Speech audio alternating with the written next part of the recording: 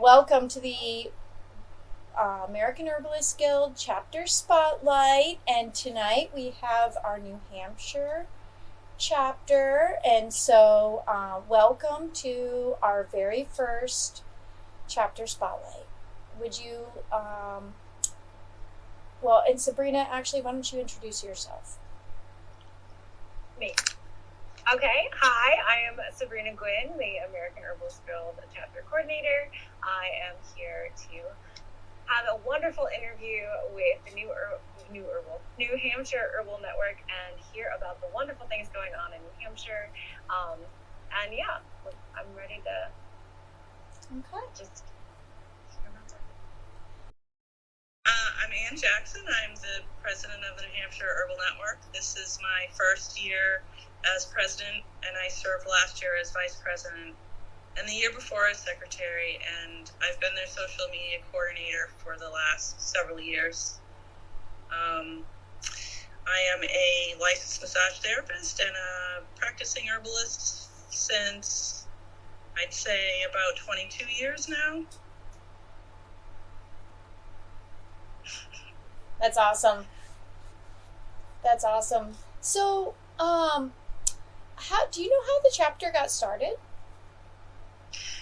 Yeah, actually, the chapter got started about 15 years ago when Maria Noel Groves and I think 2 or 3 of her friends were part of the NOFA NH, Northeast Organic Farming Association, and they decided that they wanted to focus more on garden and herbal medicine and the health aspect rather than the farming, and so they broke off from that and then decided that they wanted to become a chapter of the American Herbalists Guild. Oh, wonderful. And I'm so glad they did. Me too. Yeah, it's been an extremely active chapter, so it's amazing, actually, very inspiring. Sorry, Sabrena, go ahead. Oh, no, absolutely.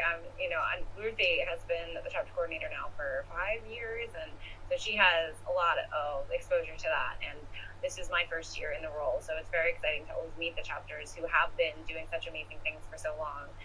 So when did you get started with the network? I think about 7 years ago. I was friends with one of the previous presidents, and we were doing, at the time, I think the Urban Garden Days were being done at the McLean Audubon Center in Concord, New Hampshire. And we also did a few years at the Canterbury Shaker Village in New Hampshire. And so by the time I stepped into it, it was getting pretty big. And I didn't think that I would ever be on the board. I just wanted to go to the Urban Garden Days and the meetings and get the education and have fun and talk plants with other plant nerds. Yeah. That's the best. Awesome. So, what would you say if you were to think about like the community, how would you say that the chapter is able to work with the community in New Hampshire? Let's see. We have our social media representation, which is really good. I think we have like over 3,000 followers on Facebook. Wow. And something like 1,000 on Instagram. We also have a website, so we put out a newsletter 4 times a year and maybe a little more often before Urban Garden Day, and we bring people together with informational like educational workshops as well as like crafty stuff or farm tours, and that's how we're bringing the community together. And we also do an ongoing trade with NOFA still, and also the New Hampshire permaculture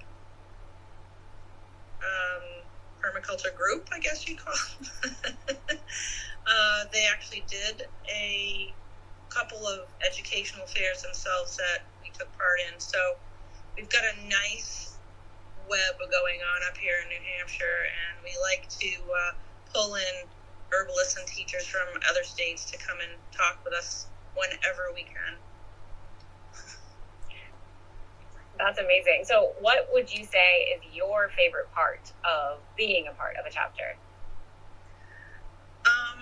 I'm really enjoying organizing these events and meeting these amazing, dynamic gardeners and herbalists. The fact that this has allowed me to meet some of my herb heroes. I think that might be, one of the great parts of being part of this group.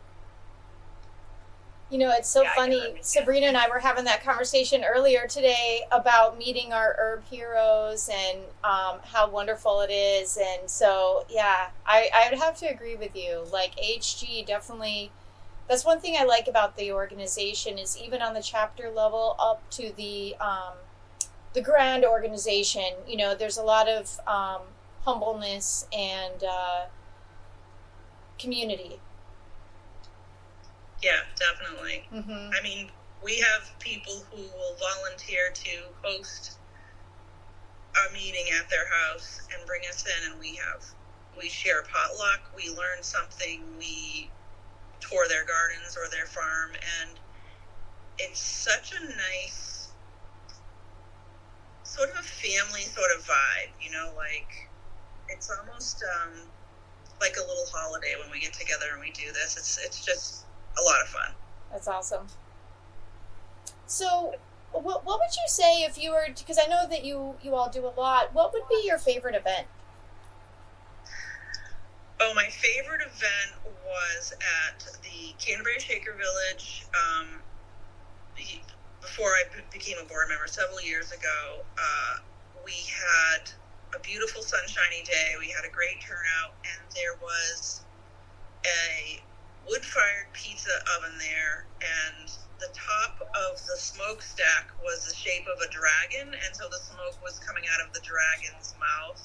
That's so cool. And it was such a festival type feeling, and we had Margie Flint was there, and I didn't know her really at the time, and I was doing massages, and she came over for a massage and said, well, I'll have a massage with you, but you need to go and whatever this is and get some food and a drink of water. And I said, oh, okay, because I had been working very hard. But she knew what I needed. And years later, I told her about that. She said, oh, I'm still bossy then. And it was just a funny thing for her to say, being bossy. So that was my favorite one.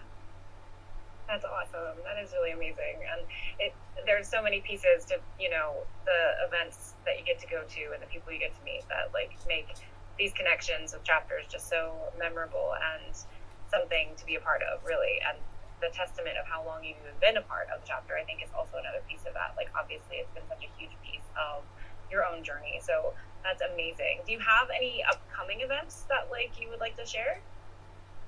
My goodness, we are in the thick of it for June 1st, this Saturday, as our 15th Urban Garden Day, 15th annual. And we have 34 vendors, 16 teachers, 20 workshops, a couple of food vendors, and we have a women's drumming group that's going to come to perform. And yeah, we've got everything just about where we need it.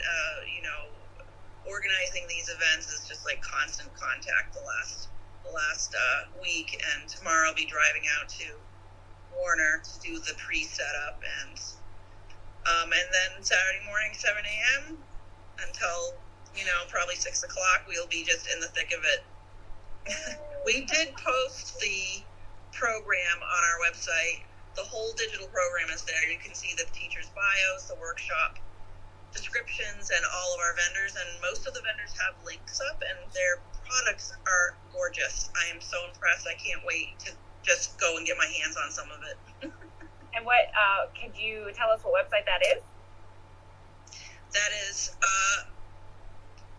nhherbalnetwork.org. Okay, thank you. Awesome. So, besides that event, if somebody wanted to be involved with your chapter, how else would they get in, contact or find you? Yeah. On our website, we have a thing that says sign up for our newsletter, or you can go to our social media and connect that way. Once you sign up for a newsletter or come to any meeting or event, you are automatically a member. There's no dues, there's no fee. We've had people call us before, how do we join? How much does it cost? And we're like, nope, you're in. You've got an interest. You come to an event and you're in. All right. That's wonderful. That's wonderful. That's amazing. Mm-hmm. And so we like to end it just talking about a little bit about the herbalist journey. So could you give advice to someone who might be starting their herbalist journey? What would be your top advice? My advice would be, if you find yourself interested in the plants, walking along and saying, I should know that plant, or I'd like to know more about how a plant could make me healthy. You don't just have a green thumb in the garden, but you're just drawn to it. I would say that, go for it. That's follow that path and meet up with the other like-minded people. And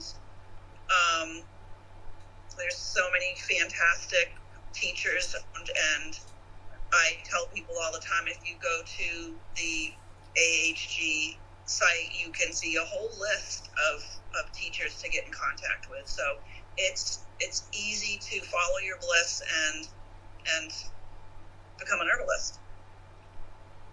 I agree. So now for the question of the night that I'm sure you've been waiting to answer. Your favorite herb. See, making me pick is not fair. So let's see. There's three main ones, but if I really have to pick one, I think violet. Little violet was the first plant I ever made an oil infusion with. And I remember saying to my teacher that, apologizing, I wish that I had picked a more medicinal plant. Hello, violet is so medicinal. Yes. Anti-tumors, breast cancer, throat, migraines. It's edible. You can eat. It tastes delicious. The flowers are beautiful. Yeah. Violet. Yeah, I'm with you on violet. Yeah. Yes. Well, and I was just in Florida, and I was mourning the violet that wasn't around, because where we were, there wasn't, maybe once in a blue moon you would see a little violet, but just not anything what I'm used to up in the north. So when I just came back up north, and it's everywhere, and I've been relishing and harvesting and enjoying, and she's definitely, I think, the herb for me for the season as well. So great pick. Nice. Well, we appreciate you very much, and thank you so much for taking time out of your evening after a long day, and you have so much going on with the chapter at this time, and so we really appreciate you taking the time to talk to us about your chapter. And our hope for this spotlight is not only to celebrate the chapters that are working so hard in their community, but also to inspire other chapters to see what chapters like New Hampshire are doing, and to do that work in their own communities, and also to let new herbalists know, or herbalists new to AHG, see that there's an amazing herbalist community out here, and jump in and join the fun. And so thank you so much. And thank you guys.